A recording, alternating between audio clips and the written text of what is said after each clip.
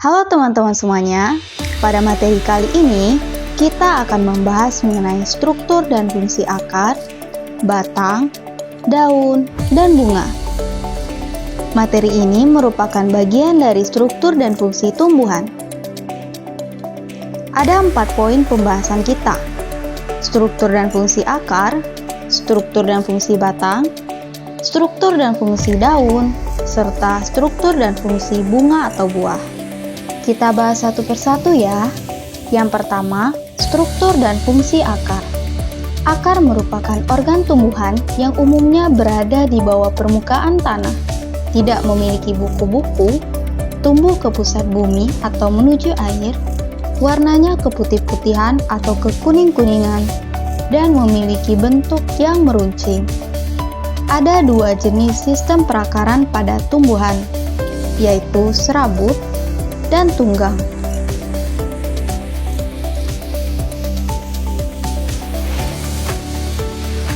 Tumbuhan monokotil seperti padi, jagung, dan rumput memiliki sistem perakaran serabut. Sebaliknya, pada tumbuhan dikotil seperti kacang tanah dan mangga memiliki sistem perakaran tunggang. Akar berfungsi untuk memperkokoh tumbuhan pada tanah, serta menyerap air dan mineral dari dalam tanah. Akar juga berfungsi untuk menyimpan cadangan makanan, misalnya pada tanaman singkong dan bengkoang, serta berfungsi untuk menyerap oksigen atau bernapas, misalnya pada tumbuhan bakau. Pada wortel dan lobak, akar tunggang berfungsi menyimpan cadangan makanan yang digunakan oleh tumbuhan selama perbungaan atau pembentukan buah.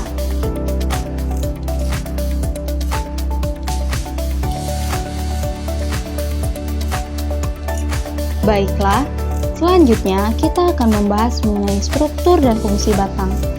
Batang umumnya berbentuk panjang bulat seperti silinder, memiliki ruas-ruas yang masing-masing dibatasi oleh buku-buku. Dan pada buku-buku tersebut merupakan tempat melekatnya daun dan tunas. Fungsi batang antara lain adalah menyokong bagian-bagian tumbuhan yang berada di atas tanah, sebagai jalan pengangkutan air dan mineral dari akar menuju daun, dan sebagai jalan pengangkutan makanan dari daun ke seluruh tubuh tumbuhan.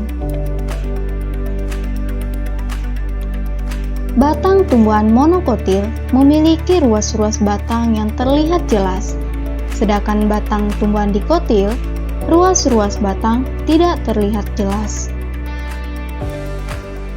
Batang juga dapat berfungsi sebagai tempat menyimpan cadangan makanan, misalnya pada tumbuhan tebu, kentang, dan kunyit.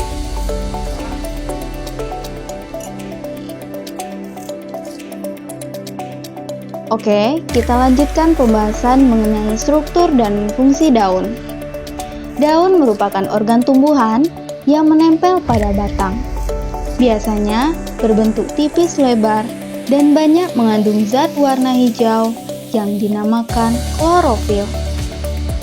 Daun memiliki beberapa fungsi, antara lain sebagai alat untuk mengambil gas karbon dioksida untuk fotosintesis, mengatur penguapan air atau transpirasi, dan sebagai alat pernapasan atau respirasi pada tumbuhan. Daun pada tumbuhan monokotil memiliki peruratan daun yang sejajar, sedangkan tumbuhan dikotil memiliki peruratan daun yang menjalar.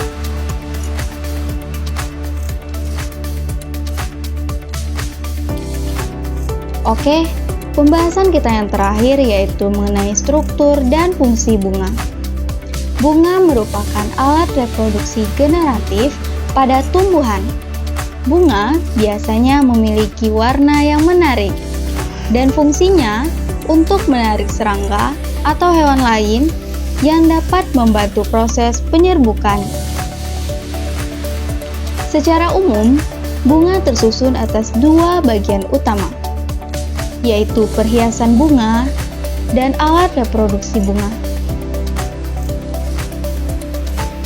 Perhiasan bunga meliputi tangkai, kelopak, dan mahkota. Sedangkan alat reproduksi berupa benang sari sebagai alat kelamin jantan dan putik sebagai alat kelamin betina. Tumbuhan monokotil dan dikotil dapat dibedakan berdasarkan karakteristik bunga, yaitu jumlah bagian-bagian bunga.